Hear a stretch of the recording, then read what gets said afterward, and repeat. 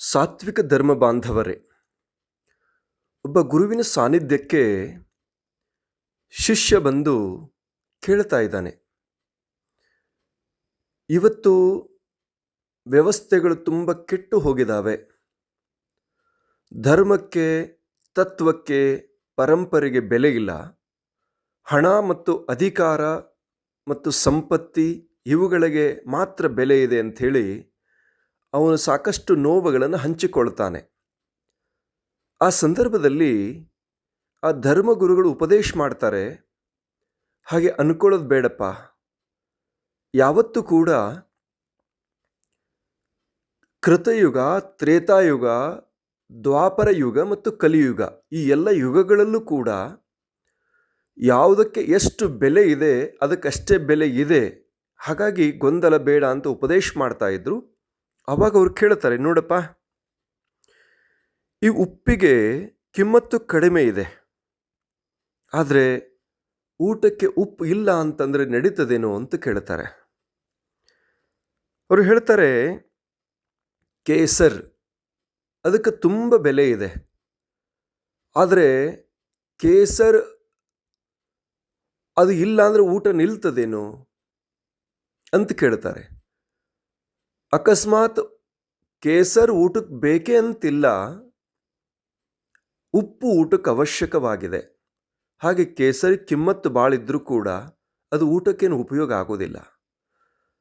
ಯಾವುದೋ ಅಪರೂಪದ ಪದಾರ್ಥಗಳಿಗಷ್ಟೇ ಬಳಕೆ ಆಗತ್ತೆ ಹೊರತು ಅದು ಯಾವತ್ತೂ ಕೂಡ ನಿರಂತರವಾಗಿ ಉಪಯೋಗ ಬರೋದಿಲ್ಲ ಅನ್ನೋ ಮಾತು ಹೇಳ್ತಾರೆ. ಆನಂತರ ಹೇಳ್ತಾರೆ, ನೋಡಪ್ಪ, ಶೂ ಕಿಮ್ಮತ್ತು ಬಹಳ ಇರುತ್ತೆ.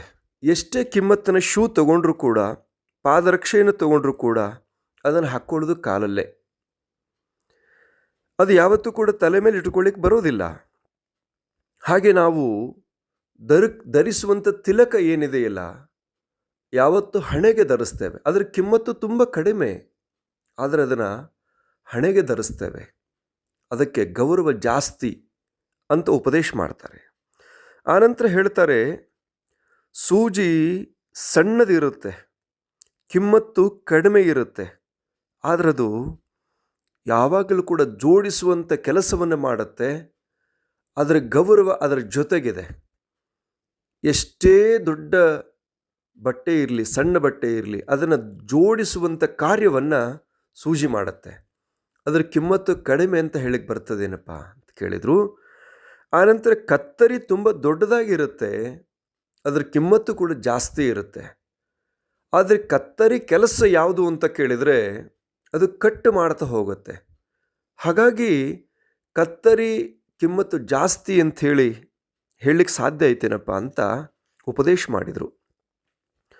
ಆನಂತರ ದೀಪ ಸಣ್ಣದಿರುತ್ತೆ, ಕತ್ತಲು ದೊಡ್ಡದಾಗಿರುತ್ತೆ, ಆದರೆ ಸಣ್ಣ ದೀಪ ಇಡೀ ಮನೆಯನ್ನು ಬೆಳಗುತ್ತೆ, ಕತ್ತಲೆಯನ್ನು ದೂರ ಮಾಡುತ್ತೆ.